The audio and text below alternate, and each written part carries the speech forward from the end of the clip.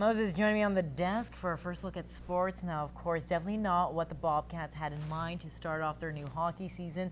Swept in a home-and-home against their rivals, the Bonnyville Pontiacs. Yeah, it's got to be bitter to lose to a rivalry like that. But in those two games, the coaching staff has taken notice and will be addressing some of the issues during the team's one-week layoff. A big concern, of course, has been penalties, taking them at crucial moments of the game. After killing 7 of 8 on Friday night, the Cats were burned in Bonnyville the following day, allowing 3 power play goals on 5 chances. Head coach Gary Van Herway says that there's been an ongoing trend that needs to stop. The last 4 or 5 games, including the exhibition games, we've played very well for periods of the game, got some momentum, and then we've given it away by taking bad penalties.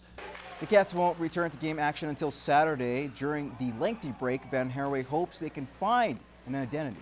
I think we got to look in the mirror as coaches and players that have been around the league here for a while, and some of the mistakes that are being made have to be eliminated real quick. Now the Orange and Black will be without the services of defenseman Lyndon Springer, who was handed a 2-game suspension after delivering this hit to Braden Backey. Springer received a 5-minute major for the blow to the head and a game misconduct.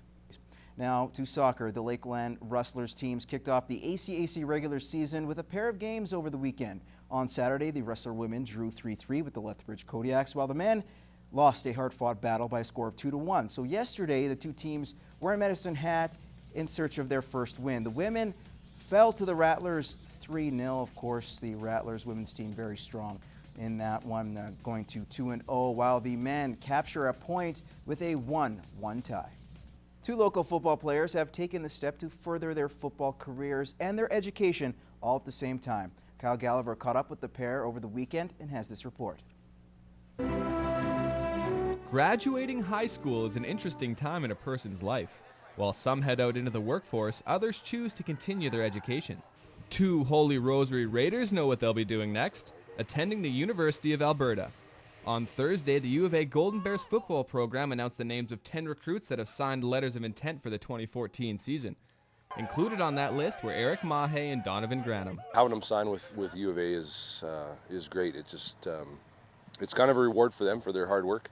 They're tremendous athletes, and to be recognized by U of A is great. Since Chris Morris took over as head coach in January, the Bears program has made an effort to get out to grassroots communities.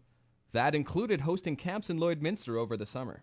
They came to the comp and they came here, and that's when Coach Morris told us about his program and what he wants to do to change there. And after hearing what he had to say, the pair decided the U of A was the right fit for them. I really like what Chris Morris is doing with the program. He's completely retooling it and revamping it so we have success in the future.